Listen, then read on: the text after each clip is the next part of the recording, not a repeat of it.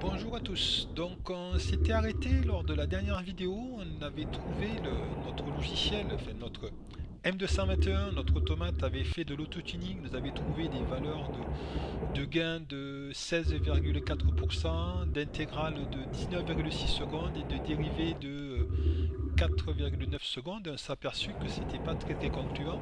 Donc on va modifier ces valeurs.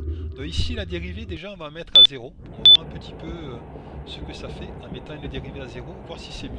Parce que souvent la régulation, le D il est difficile à paramétrer la dérivée. On va voir un petit peu. Est-ce que ça fonctionne bien avec une dérivée à 0? Je répète, on aurait pu là-haut aussi mettre ça à 4 là-haut, voilà. Mettre le pays tout court, sans D. Donc voilà, c'est pas mal. Déjà, en supprimant la dérivée, c'est pas si mal. Vous voyez, on va arriver à la consigne là.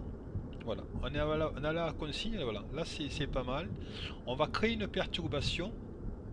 Donc ici, on va ouvrir un peu plus l'eau. Voilà, on va voir comment ça réagit. Voilà, c'est pas si mal. Ça aurait pu être un peu plus rapide, mais c'est pas si mal. Donc c'est pas si mal. Ouais, je trouve en rapidité, on pourrait gagner en rapidité. Et justement, le but de la dérivée, c'est la rapidité, mais dès qu'on le touche un petit peu, voilà, c'est atteint. Je crée une autre perturbation comme ça. Voilà, c'est-à-dire que là, je n'évite pas beaucoup d'eau. Et là, est-ce que ça réagit? Non, c'est pas mal. Donc en fait, notre PID, notre auto-tuning est pas si mal, hein. Il n'y a que la dérivée qu'il faut supprimer. Et de mémoire, sur TIA Portal, c'était pareil, quoi. La dérivée, nous, on l'avait supprimée sur Siemens et ça nous avait, ça avait bien fonctionné. Donc voilà. Voilà pour ces différentes valeurs. Ben, après, on peut essayer de trafiquer.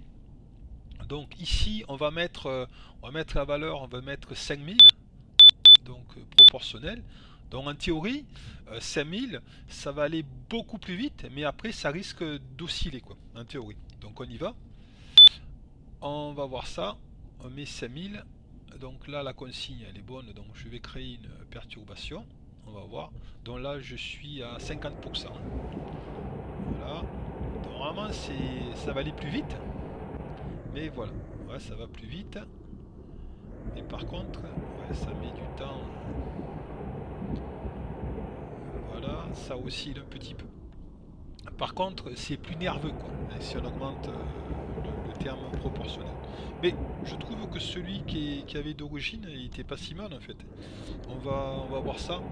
Donc ici, donc on va mettre la valeur qu'il y avait avant, 46, 16,4%. Et on va modifier maintenant la valeur on va faire ça. On va modifier la valeur de l'intégrale. Donc mettons, on va mettre une valeur, allez, je mets 2000, allez, je mets 2000, on va voir un petit peu ce qui se passe. 2000, alors je fais une perturbation, ici, voilà, je vide un petit peu, et voilà, je fais une perturbation, est-ce que ça marche?